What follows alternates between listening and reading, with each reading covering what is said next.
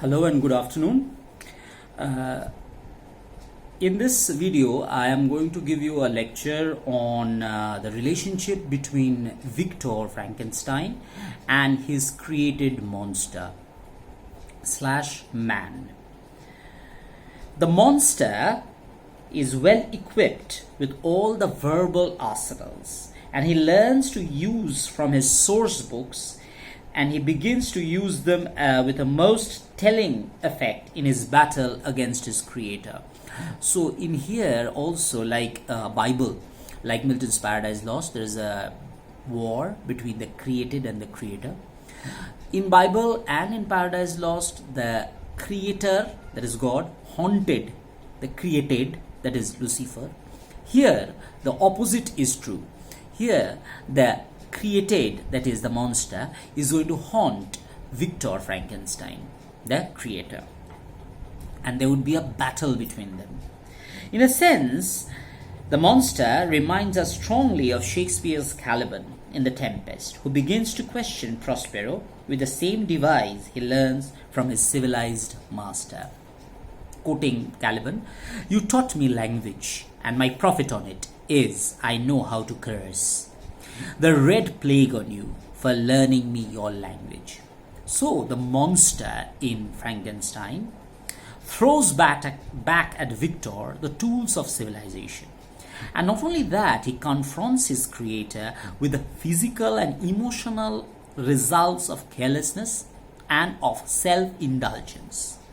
When Victor Frankenstein finally meets and speaks with his monster, we are implicitly witnessing a clash of rival worldviews.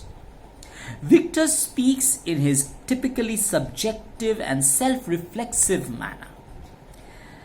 The monster retains much more of the enlightened political style. He talks analytically about the social influences that have shaped his life.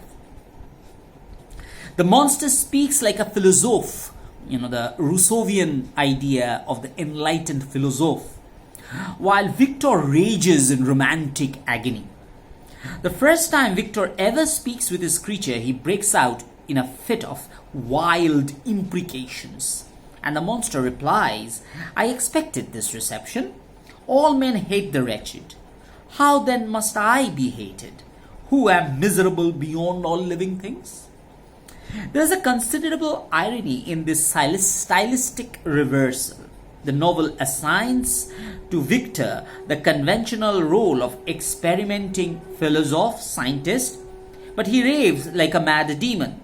Conversely, the novel assigns to the creature the role of the mad Jacobean demon rising from the grave to spread havoc abroad, but he talks like a philosopher, indicating the social system for the suffering it causes individual. Victor remains fixated on the crimes and innate evils of his adversary and continues to rave in a dire apocalyptic style. Quote, "Abhorred monster, fiend thou art, the tortures of hell are too mild a vengeance for thy crimes." Quote close. Yet the monster's rhetorical style tells us that his identity as a rebel was learned, not innate.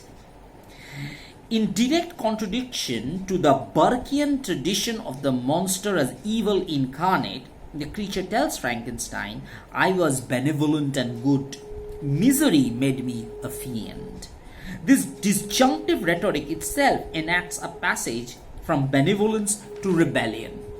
As the creature destroys more and more people in Victor's circle and isolates his creator further, the two of them gradually move into the mode of direct rivalry. Because each sees the other as blocking his desire, each becomes ever more obsessed with wounding the other.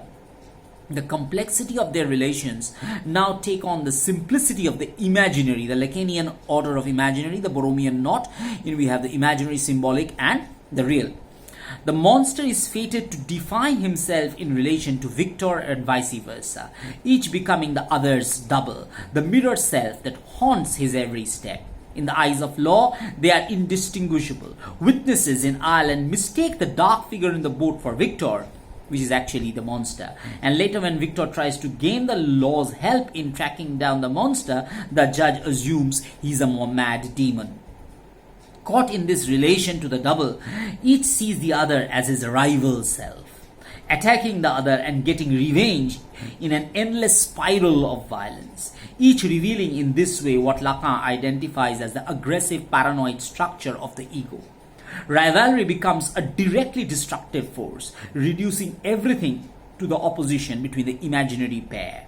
An opposition that is never resolved by the intervention of a symbolic law, but that expires at last only with their death.